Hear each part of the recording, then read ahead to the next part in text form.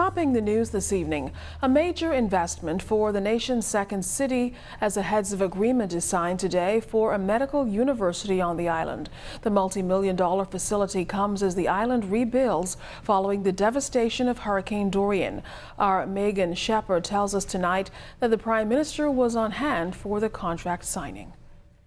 The Prime Minister, the Most Honourable Dr. Hubert Minnis, along with the Minister of State for Grand Bahama, the Minister of Health and the Minister of Education, all participating in the historic signing of a heads of agreement for a School of Medicine on Grand Bahama.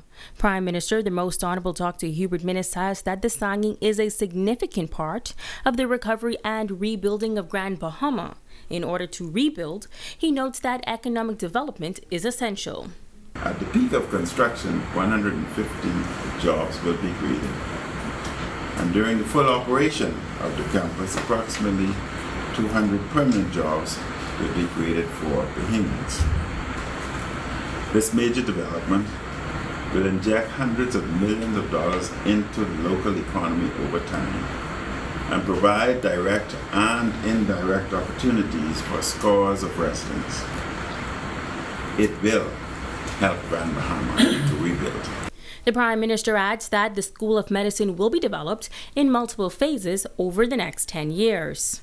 The first 3 phases represent an estimate of $64 million. It will involve the construction of 98,000 square feet of classrooms, offices, lab facilities, maintenance, security, and related spaces. Construction will begin on the first phase by the end of this year, and with the completion of phase 1 by September 2020, 50 to 75% permanent new jobs will be created on the campus.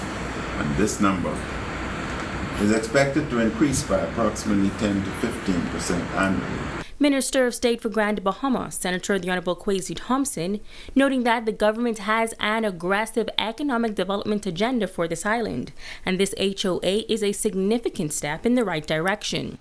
The government's agenda includes strengthening our medical tourism product, as well as developing what I call tertiary education tourism in Grand Bahama, both of which are anticipated to receive a significant boost through the establishment of Western Atlantic. Signing the heads of agreement on behalf of the Bahamas, Secretary to the Cabinet, Camille Johnson. Signing on behalf of Western Atlantic University was CEO Peter Gotez. Gotez noting that the proximity to Florida played a major role in the decision to develop on Grand Bahama. He says Western Atlantic is committed to bringing excellence and opportunity to this country.